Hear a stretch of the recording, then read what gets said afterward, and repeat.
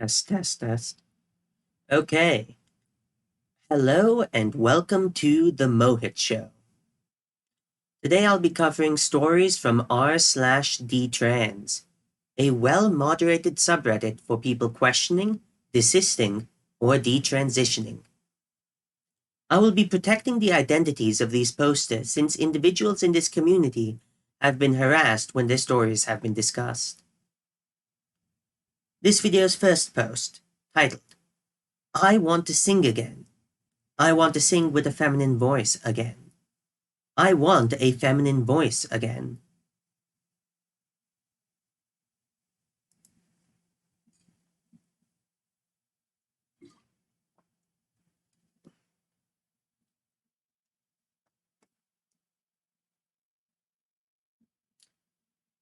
When I was little, I grew up singing with my mom to Fiona Apple.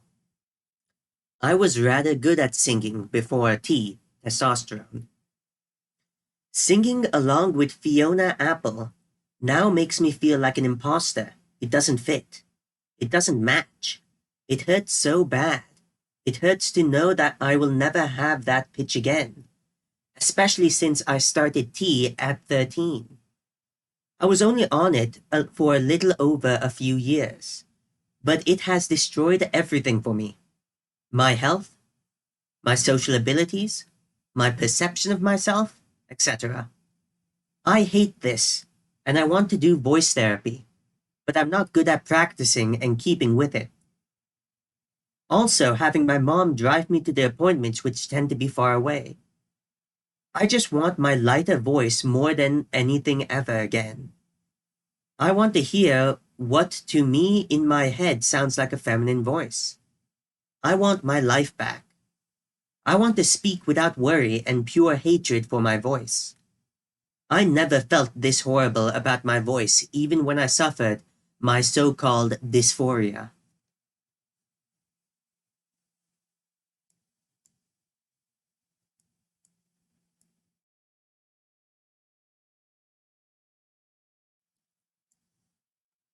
From the comments. My mother has a very deep voice. She never once went on testosterone. She gets sirred on the phone. My entire life, I never once thought, my mom has a deep voice. I just accepted it as her voice. It wasn't until I detransitioned that I realized that I had basically made my voice the same as hers. We both have an androgynous voice now. But the thing is, if you saw her, you'd know she's a woman. Not so much for me. Even after detransition, I choose to have an androgynous appearance, which makes me the most happy, even if people think I'm a guy. I also know of some men who get ma'am on the phone.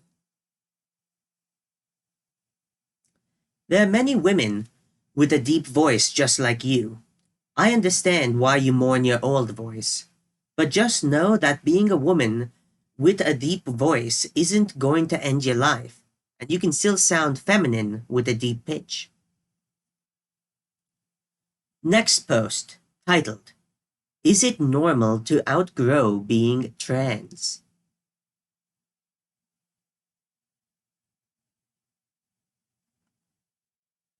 When I was a kid, young teenager, I very much wanted to be a girl and thought about transitioning a lot. But the more I aged, the more I enjoyed being a man, and the whole transitioning thing started feeling silly and a bit infantile, like wanting to be a dragon or vampire. I wonder if anyone else feels similar.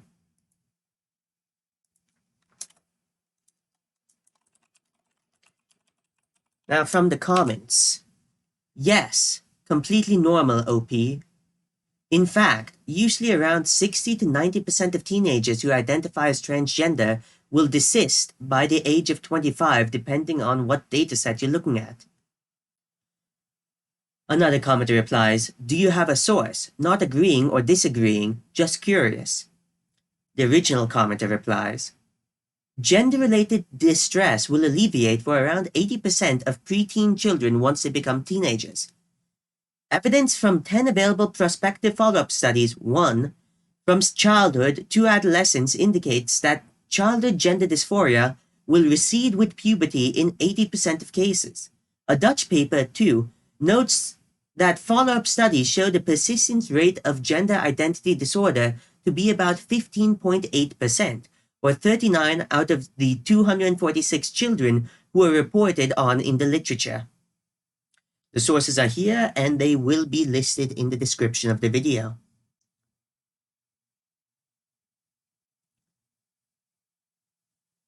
When I was in my teens, I wanted to transition and become a woman. And now I'm in my early 20s, and the idea that someone could have taken my temporary gender dysphoria seriously and allowed me to transition freaks me out. My life could have been severely effed up. I'm glad I kept it to myself. It has been argued that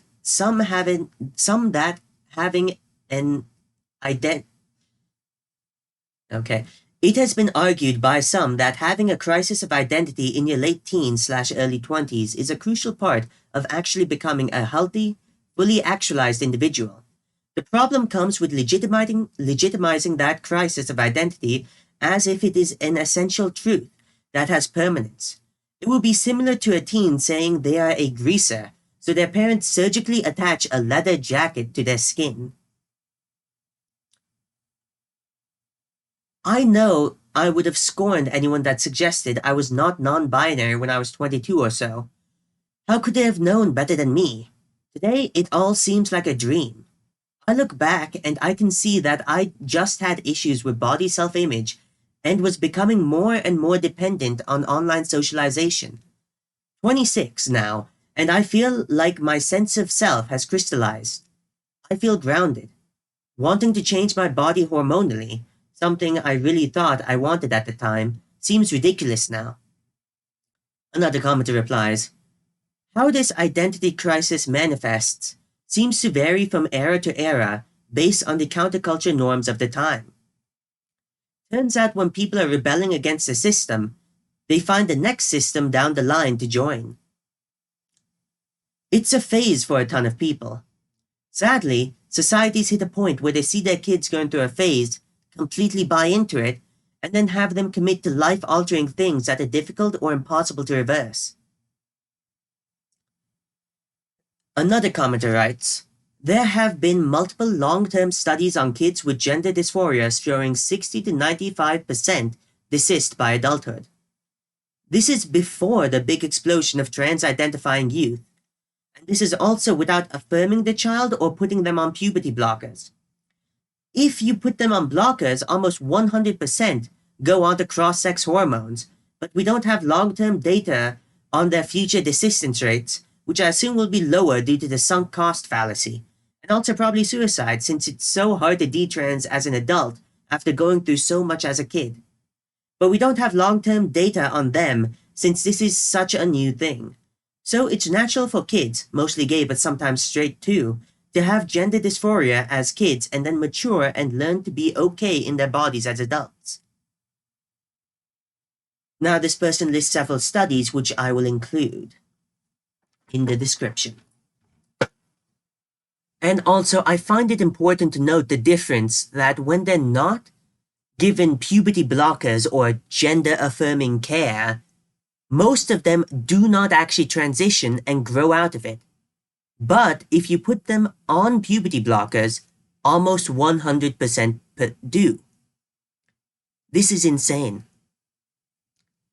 And goes to show that puberty blockers seem to have a direct relationship with making children choose to be trans.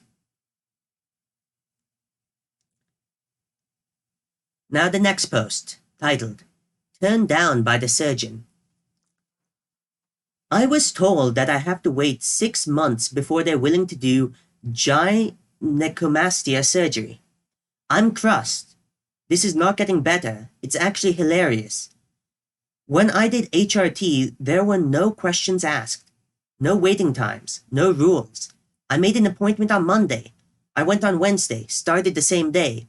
Now I'm stuck like this for half a year. From the comments, it seems that those who realize how unrealistic transition is are being punished doubly by having barriers put up in accessing corrective procedures. I've seen several people in this sub mention going to the doctor after months or over a year of no period and not being given any replacement hormones or anything. I know excessive paranoia hurts oneself, but I think we should keep in mind that the stigma of transition means that some people will not be as kind or show the same amount of humanity towards us. Many people are led into transition in order to brand them with a scarlet letter to visibly show their stigma, usually mental health related. Society has deemed trans-affirmative procedures useful in purging society of the weaker members. With that point of view, I think we should think more strategically about how to get the care we need. That is, in cases like these, it may be worth it to leave out all the info about having transitioned and just tell them you have a hormonal imbalance that causes gynecomastia. That way, they see you as a person with full human dignity and treat you as a patient instead of a leper or someone with leprosy.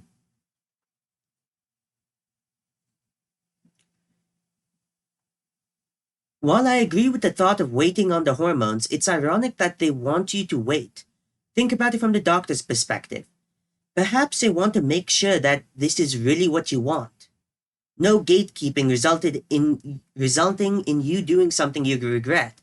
And while you are convinced this is the right action for you now, how is the gatekeeping any different than what you wanted the first time? Another commenter replies, I also think it's sadly ironic. I have no doubt in the US they'd handle this differently. Finland seems to gatekeep heavily both on HRT and all other medicine. I got HRT or hormone replacement therapy in the US, and I suspect they'd have just as quickly put me on drugs and set up a surgery date to correct it. I wish I moved here sooner. I would have been safe.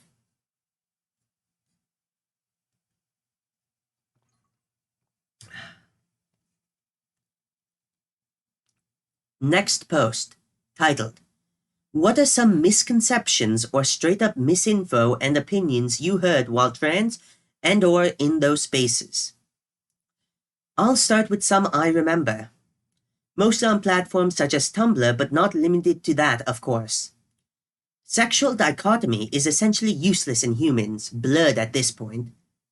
Or, there aren't any serious adverse effects of hormones/surgery.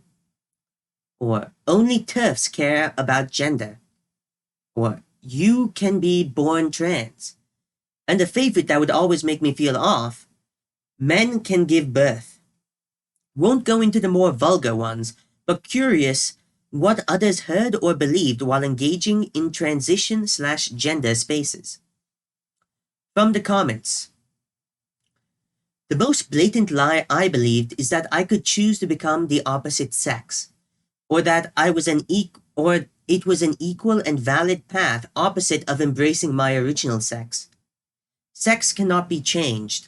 Choosing your own pronouns is destructive, and so is living as the opposite sex. Another commenter adds, great list, a few things/points to expand. Gender was created by whites via colonization, that questioning whether you are trans actually means you are trans, that there are a great deal of intersex people, that intersex people are not still specifically male and female, that there's a thing such as gender, and that it's not just always been a synonym for the word sex in polite society, that people can have things such as genders. This never made sense to me. That identification is even real. Identification also never made sense to me as a concept. That cisgender people have genders. I think I'm forgetting some things, but curious what you guys think. Another commenter adds, I was told, puberty blockers aren't permanent. This is half true. You can resume puberty, but you miss out on those years of development. This impact is permanent, even if the lack of puberty isn't. HRT and surgery is the right choice for everyone, every time. This is obviously not true. People who regretted transitioning and still felt suicidal just weren't being accepted for themselves. Again, obviously not true. Hormones were completely safe, and that the risk of cancer and mental health spiral was nothing more than a conservative talking point. This one was so untrue, it nearly got me killed. Children as young as 18 months can display signs of being trans. This is baseless and predatory. There would be roving bands of rednecks in pickup trucks out to kill me, and that there was a murder epidemic. This just isn't true either. Things can happen, yes, but trans individuals are at no greater risk of murder than the rest of the population. The worst that I experienced was being street shouted at.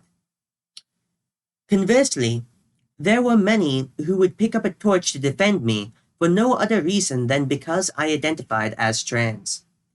The problem with a few ones that you mentioned is that they're symptoms of a bigger issue. People are trying so hard to make trans individuals feel as natural and in place as everyone else, so they have to deconstruct the entire concept of biology and gender to do so. Truth is, it'd be healthier for everyone involved to acknowledge the difference and then accept it. Another commenter adds, anything other than affirming therapy is conversion therapy. If therapists were allowed to ask questions and somewhat challenge the patient saying they're trans, maybe there wouldn't be so many detransers with heavy regret asking why did nobody stop them sooner. Another commenter adds that gender dysphoria can be seen as young as 3 years old, which is complete stupidity. That gender dysphoria is a 3-year-old playing with a 3-year-old boy playing with a doll and wanting to wear a dress. Another commenter adds, it takes a while for the brain to switch over, to use a different sex hormone. Taking estrogen enhances cognition/creativity. Nothing natural can affect your hormones as much as pharmaceutical hormones. There's basically zero risk besides blood clots. I mean, there's tons of misinformation spread around. Another commenter comments on this comment. God, the only risk being clotting, which is super underrated as a risk. If estrogen made any person or even me smarter or born with the damn hormone, what's up with the IEP, learning disabilities, or other prevalent mental disorders that in that case by the same logic? He makes you stupid, or instead rage. Maybe I should work on changing up the grammar, but I don't want to edit these people. Another commenter adds, if you're questioning your gender, you're trans, or cis people never question their gender. A commenter replies to this, I think this is a very dangerous one to tell children. Children are constantly questioning all kinds of things about themselves as they grow up, and learn more about themselves and the world around them. Kids should be taught that it's fine to question their own gender identity and also change their minds about it. Some kids who initially say they're questioning their gender identity get so bombarded with pro-trans ideology by well-meaning parents that if they ultimately decide they're not trans, they feel like they're letting their parents down.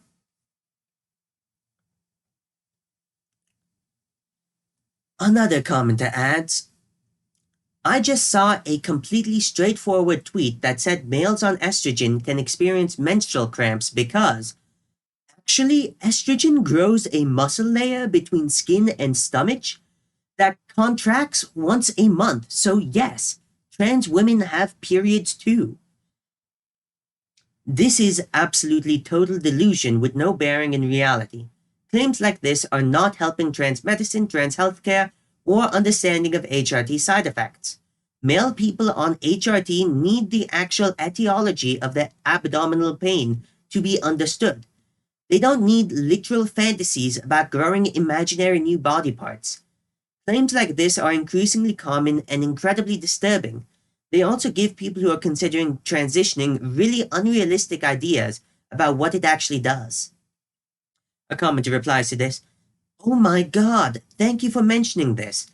It is one of my biggest issues with trans girls. You have no clue what a period is like, and you certainly are not experiencing one or anything even close to it. Another commenter adds, there's all kinds of DNA evidence people are trans.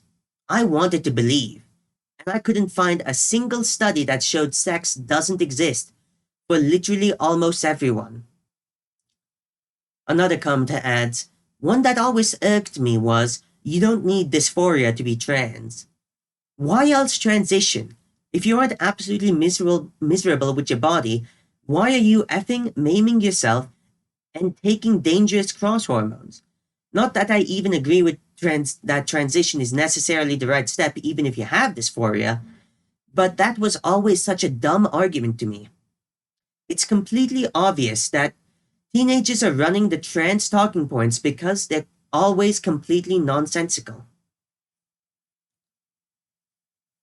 Another commenter adds, the only treatment for dysphoria is transition, and there are male and female brains, both complete BS. Another commenter adds, as someone who works in healthcare, hearing, there's no reason a doctor needs to know your birth sex, that's invasive and transphobic of a question, always pissed me off. Not only is it unsafe for the patient because a doctor can't treat a patient properly, without that info, it also creates a lot of overhead on the back end with the IT departments where I work. When there was a talk self-ID laws being passed for hospitals, I posted about it on my old account. It got cross-posted to a trans sub, and the person who posted it said something to the effect of, TERF's weak hands can't handle a few more keystrokes to accommodate trans identities at work. It's not about a few more keystrokes. It's about the fact that this type of confusion on medical records creates significant and unnecessary overhead for the people in IT. Not to mention the whole you could die if a doctor gives you the wrong treatment because you lied on your records.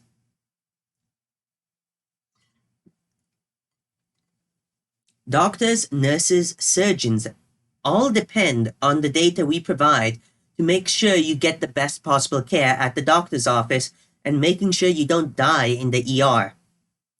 Even when I ID'd as trans, I still left female on my sex documents because I know how important that is not just for my care, but for the people handling my records. Another commenter adds, people have died because of it. At least one stillbirth has happened directly because a female patient's paperwork identified her as a male and she was triaged as a male. The patient didn't know she was pregnant. There have been numerous other incidences of triage challenges caused by misidentified sex as well, but this was an actual baby death that was directly attributable to this. The physical therapist who helps me manage the pain in my surgical scars also told me about a trans man who wasted 9 whole appointments where there was the PT was trying to figure out the source of their pain, and the patient finally disclosed that they were trans, and also an ovarian cancer survivor with lymphedema. The patient deliberately wasted medical resources and delayed their own healing for months by withholding this info and having paperwork pointlessly marked M. And another commenter adds, I've nearly died because of the medical conflation and issues.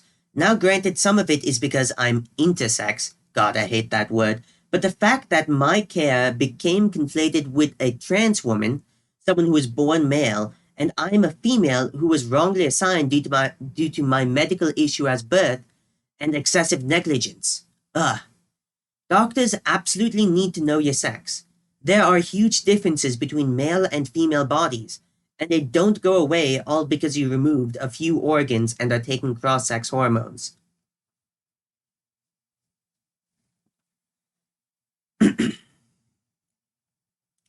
Another commenter adds, any problems with anti-androgens can be solved with an orchiectomy. It's true you won't have to take anti-androgens again, but then you're in a worse situations. Having gonads helps regulate your hormones properly, let alone fertility or sexual function. I just don't feel normal anymore, and I wish I could take it back. Another commenter adds that puberty blockers are reversible and safe. That trans men are men and trans women are women, like they exactly the same. That hormones are safe. That sex is a spectrum. That hetero males can be lesbians and hetero females can be gay men. That people are born trans. That if you have gender dysphoria, it's evidence you were born trans and you are some sort of trans. That you can just try hormones. Another commenter adds, there aren't children getting hormones or being given surgeries. You're just buying into turf scaremongering. I've sadly now come along quite a few minors who've gotten mastectomies, and I've even had one trans person backpedal in an argument and give me a wild excuse for why these surgeries are okay and not surgery or some crap like that. Someone already got intersex for me, so there's no need for me to beat that nail in harder. Last post for today, titled, Is This All Ethical? It all happened so fast, going to a gender clinic, and in no time being living as a woman and having irreversible surgery. Why do they do all this to us? I am now a chronic patient for life. From the comments, you answered your own question. You are a patient for life. Profit. Another commenter adds to the conversation, I see a lot of people saying it's your fault to detrans individuals despite them not even getting basic psychological evaluations and health checks first. That's medical neglect, and the victim blaming in this thread is disgusting. Another commenter adds, trans advocates, people like us, rallied super hard to get trans affirmative care, also called remove the safety checks, which were maligned as gatekeeping. People like us did this to ourselves, but also hospitals and society caved in because they're okay with letting us self-destruct if we want to. Freedom of choice to self-harm. Another commenter adds, ethical? No, absolutely not. The lack of in-depth discussions on side effects, complications, risks, and alternate treatments is borderline criminal. The insistence that any discussions of these topics is a little more than bigotry is a gross disservice. Honestly, maybe a class action lawsuit would instill needed change. I'm not sure. I'm no lawyer, but it springs to mind. Another commenter adds, it's easy to mislead people into thinking you consented to this. There's your answer. You and I know you didn't consent. You couldn't. Not only were you not fully informed of the consequences, but you are too mentally ill to consent to this procedure. Half of the people here, even here, think that makes logical sense, that you are responsible for your decision. It's easy to believe that, but it isn't true. Another commenter adds, from my perspective, it all boils down to affirmation without question or critical thinking. Affirmation without substance or foundation. When medical professionals are defaulting to the patient and not adhering to the science, it's dangerous. In what other field of medicine do patients go to the doctor, state their problem, and the doctor almost immediately agrees with the patient, then signs off on treatment with such powerful and physiologically altering things like surgery and hormones with little to no hesitation, questioning, or resistance? Affirmation is not medicine. Affirmation is not science. Affirmation does not question. Affirmation is blind and insidious to reality and biology. Another commenter adds, why do they do all this to us? This framing of this kind, of this issue kind, of the issue kind of takes away from your own personal responsibility in all of this. They only did what you asked and consented to do. Should there be better checks and balances? Yeah, but you made the final decision on all these things. Well, those are a few views, opinions, and stories from the Detrans subreddit. Thank you for watching, and have a good day.